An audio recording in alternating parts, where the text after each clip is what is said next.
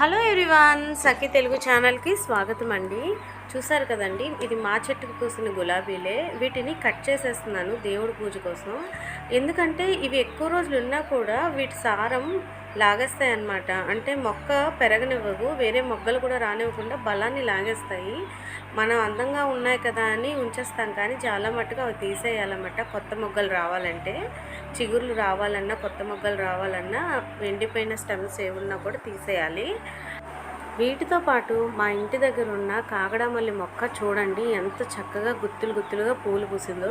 ఇది చాలా పెద్ద మొక్క ఉండేది, ఆకులు ఎక్కువ పువ్వులు తక్కువ వస్తున్నాయని చెప్పి కొన్ని కొమ్మలన్నీ విరిచేసి వదిలేసి వాటర్ కొద్ది రోజులు వదిలేసి తర్వాత పడితే ఇలాగ వచ్చినాయండి మొగ్గలు గుత్తులు గుత్తులుగా. ఈరోజు స్వామివారి పూజకి ఇవి సరిపోతాయి అన్నమాట. ఇదిగోండి గులాబీలు, ఇంకా మన కాగడామల్లి. వాటితో పాటు నేను కొంచెం తులసి పత్రి కూడా తీసుకున్నాను వెంకటేశ్వర స్వామి పూజకి. ఎక్కువగా వెంకటేశ్వర స్వామికి నేను తులసి పత్రే పెడతాను. మనం ఏంటంటే ఎన్ని రకాల పువ్వులు పెట్టలేండి, మన ఇంట్లో పెంచుకున్న మొక్కల పువ్వులు దేవుడికి పెట్టినప్పుడు ఆ ఆనందమే వేరేగా ఉంటుంది. మా ఇంటిలోని అంటే ఇది మా ఇల్లు, అంటే నేను అమ్మ వాళ్ళ ఇంటికి వచ్చాను. అమ్మ వాళ్ళ ఇల్లు వైజాగ్లో అనమాట. అక్కడ మా ఇంట్లో ఇదిగోండి లక్ష్మీదేవి, వెంకటేశ్వర స్వామి, ఇంకా సాయిబాబా, ఇలా అన్నీ మిగిలినవన్నీ పటాలే ఉంటాయి. మా వదిన ఎక్కువ పటాలకే పూజ చేస్తారు, అందుకే ఆ పటాలనే ఉంచాం. ఆ లక్ష్మీదేవి మా నాన్నగారు నాకు గిఫ్ట్గా తెచ్చిచ్చారు. అప్పటికి నాకు పెళ్ళి అవ్వలేదండి, అప్పుడు పూజ చేసింది. ఇంకా కదపకూడదని ఇంకా అమ్మ వాళ్ళ ఇంట్లోనే వదిలేసి అప్పుడు ఎప్పుడు వచ్చినా పూజ చేసుకుంటాను మనస్ఫూర్తిగా. ఇదిగోండి రీసెంట్గా పెట్ షాప్ నుంచి తీసుకొచ్చిన కోడి పిల్లలు, అందులో ఒకదానికి కాలు చిన్నది దెబ్బతిందనమాట. నాకు తెలియక నేను కొన్ని బియ్యాలు వేస్తాను, బియ్యం వేయకూడదంట, దానికి గంటలని వేరేగా ఉంటాయన్నమాట, వాటిని వెయ్యాలి. ఇదిగోండి శ్రీరామచంద్రుల వారి దేవస్థానం.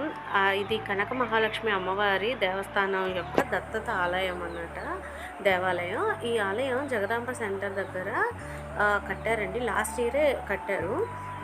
అంత దేవస్థానం వాళ్ళది ఎలా ఉంటుంది కన్స్ట్రక్షన్ అంతా సేమ్ అలానే ఉంది. కానీ శ్రీరామచంద్రమూర్తి చాలా బాగున్నారండి. శ్రీరామచంద్రుడిని చూస్తూనే ఉండాలనిపించింది, అంత బాగున్నారు ఇక్కడ. మీరు కూడా తప్పకుండా వైజాగ్లో ఉంటే వెళ్ళి చూడండి. నేను చాలా శ్రీరామచంద్రుడు విగ్రహాలు చూశాను, కానీ మొహంలో నవ్వుతూ ఉండడం అనేది ప్రత్యేకంగా ఈ దేవాలయంలోనే నేను చూశానండి. చూశారు కదా పైన దేవాలయం యొక్క గోపురం నిండా చక్కగా దేవి శిల్పాలు చెక్కినట్టుగా చక్కగా చెక్కారు. ఆ తర్వాత మనకి ఏ గుడిలోకైనా వెళ్ళగానే, ఏ దేవాలయానైనా సందర్శించే మొదట మనకి కనిపించేది ఏంటండి, ధ్వజస్తంభమే కదా. ఆ ధ్వజస్తంభానికి ఇక్కడ ఆంజనేయ స్వామి వారు కొలువై ఉన్నారు కిందన. అది చాలా అందంగా అనిపించింది నాకు. ఇటువైపు మనం ధ్వజస్తంభానికి పూజ చేసి దీపం వెలిగిస్తాం కదా, అలాగే అటువైపు ఆంజనేయ స్వాముల వారి దగ్గర కూడా మనం పూజ చేసి దీపం వెలిగించుకోవడానికి వీలుగా ఉంది. ఇది గర్భాలయంలోనండి. చూశారు కదా అందరూ వెళ్తున్నారు స్వాముల వారిని దండం పెట్టుకోవడానికి. గర్భాలయంలోని స్వాముల వారు కూడా ఎంతో చక్కగా ఉన్నారు. సీతమ్మ వారు పక్కన లక్ష్మణుల వారు కూడా ఉన్నారు. ఏ మూర్తినైనా చూసినా మనకు తనివి తీరుతుందో లేదో, కానీ సీతారాముల వారి పరివారాన్ని చూసినప్పుడు ఆ మనసుకు కలిగే ఆనందం ఇంక చెప్పనక్కర్లేదు. ఇదిగోండి ఇక్కడ చూస్తున్నారు కదా, ఇవి చిన్న చిన్న విగ్రహాలు పక్కన కొలువై ఉన్నాయన్నమాట. ఇవి ఎవరు ఇచ్చారనేది ఏంటనేది ఇందాక చూపించా కదండి వీడియోలో. ఈ దేవాలయానికి 3 వైపుల నుంచి ద్వారాలు ఉన్నాయండి బయటకు వెళ్ళడానికి.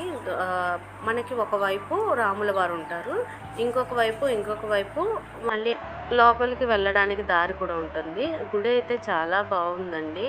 పాతకాలం గుడులు ఎంత చక్కగా మనం ఇక్కడ వైజాగ్లో వరాహ లక్ష్మీనరసింహస్వామి టెంపుల్కి దగ్గర వెళ్ళినప్పుడు మనకి ఎంత పీస్ఫుల్గా అనిపిస్తుంది, మనకి ఎంత ఆధ్యాత్మిక ఫీలింగ్ వస్తుందో అంత చక్కగా ఈ గుడి దగ్గర ప్రాంగణంలో మనకి అంత మనశ్శాంతి వస్తుందండి. నిజంగా గుడి అంటే గుడే.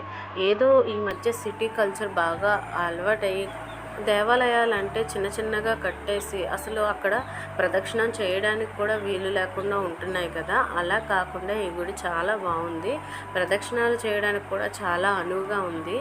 అంతకన్నా ఏంటంటే ఇక్కడ దేవుడికి చుట్టూ ప్రహారీ వేసి పూల చెట్లను వేశారు. పూల చెట్లు ఏంటంటే దేవుడు సేవ కోసం వాడతారు.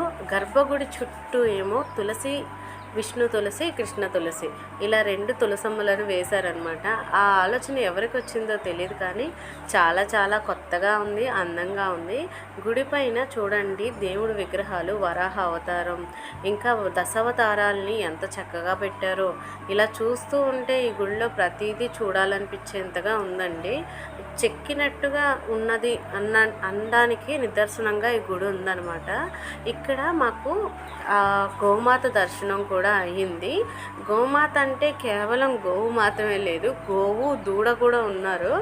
అది చూడటానికి ఎంత కనువిందుగా ఉందంటే అలాంటి దృశ్యం మనకి కనబడడం చాలా అదృష్టం అండి. ఎందుకంటే లేగదూడ పాలు తాగినట్టు ఇట్లాంటివన్నీ పల్లెటూరు వెళ్తే కానీ మనకి అనుభవంలోకి రావండి. ఎప్పుడో ఎక్కడో మనం చూస్తాం కదా, అలాంటిది ఈరోజు నాకు అనుభవంలోకి వచ్చింది. ఇవి చూశారు కదండి, ఇవి మందారాలకని సాయంత్రం అయిపోయింది కదా, అందుకే ముడిచిపోయాయేమో అనుకున్నాను అనమాట.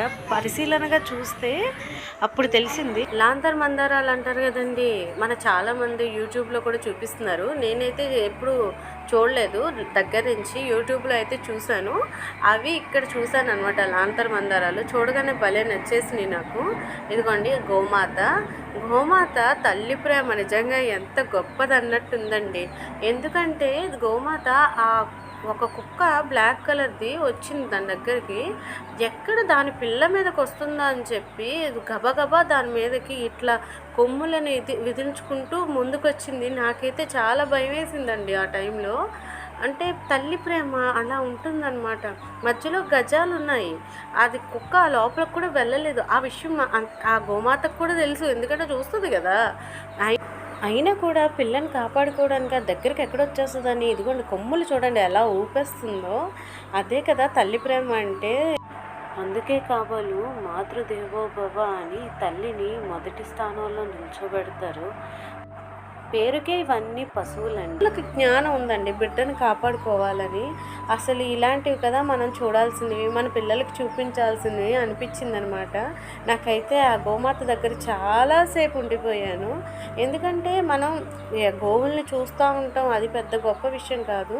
కానీ ఏంటంటే ఒక తల్లి ప్రేమ, ఒక తల్లికి పిల్లకి ఉన్న మధ్య బాండింగ్ని ఎలా చూపించాలి, మన పిల్లలకి ఎలా ఎక్స్ప్లెయిన్ చేయాలని కొన్ని రియల్ ఇన్సిడెంట్స్తో చూపించినప్పుడు వాళ్ళకి బాగా అర్థమవుతుంది అనమాట. మా అబ్బాయి తెగ పరిశీలనగా ఆవు వైపు చూస్తుంటే వాడికి కూడా ఈ విషయం ఏమో అర్థమైందేమో అనుకున్నాను. వాడు చూసింది ఏంటో తెలుసండి, వెనకట్ల పనసకాయలు ఉన్నాయంట ఆ చెట్టుకి. ఆ పనసకాయలు నాకు చూపిస్తున్నాడండి తెగ. అమ్మ బాబోయ్, ఈ జనరేషన్ పిల్లలు ఇలా ఉంటారన్నమాట అనిపించింది. ఇంకా అలానే నడుచుకుంటూ ముందుకు వెళ్ళిపోయాం. ముందుకు వెళ్తే అక్కడ నాకెంతో ఇష్టమైన అపరాజిత ఫ్లవర్స్ అండి, అంటే శంఖం పూలు, అందులోని తెలుపు రంగు శంఖం పూలు. వాటిని చూస్తే అసలు మనసు ఆగలేదు. కాకపోతే సాయంత్రం అవడం వల్ల ముడుచుకుపోయినాయి అనమాట. విత్తనాలు ఏమైనా దొరుకుతాయేమో అనుకున్నాను, కానీ కుదరలేదు. ఈసారి ఎలా అయినా తెచ్చుకోవాలన్నమాట విత్తనాలు. ఎంతో అందంగా ఆ ప్రాంగణం అంతా ఇదిగోండి చిన్న చిన్న పిల్లలతోనే కలకల్లాడుతుంది. ఎందుకంటే ఈ షాప్ అంతా శ్రీరామనవమికి అని నాకు అర్థమైపోయింది. ఇదిగోండి చాలామంది నృత్యాలు చేసేవాళ్ళు, వాళ్ళు ఇక్కడ ప్రాక్టీస్ చేసుకుంటున్నారు. వాళ్ళకి నేర్పించే టీచర్స్ వాళ్ళకి ఎలా చేయాలి, ఏం చేయాలి, ఏ పాటకి చేయాలి, ఎలాగా అనేది వివరిస్తున్నారనమాట. వాళ్ళని నాకు ఎక్కువ డిస్టర్బ్ చేయడం ఇష్టం లేక వాళ్ళ వైపు నుంచి కెమెరాని తిప్పేశాను. ఎందుకంటే మనం తీస్తున్నాం అన్నప్పుడు వాళ్ళు కొంచెం ఇబ్బంది ఫీల్ అవుతారు కదండి.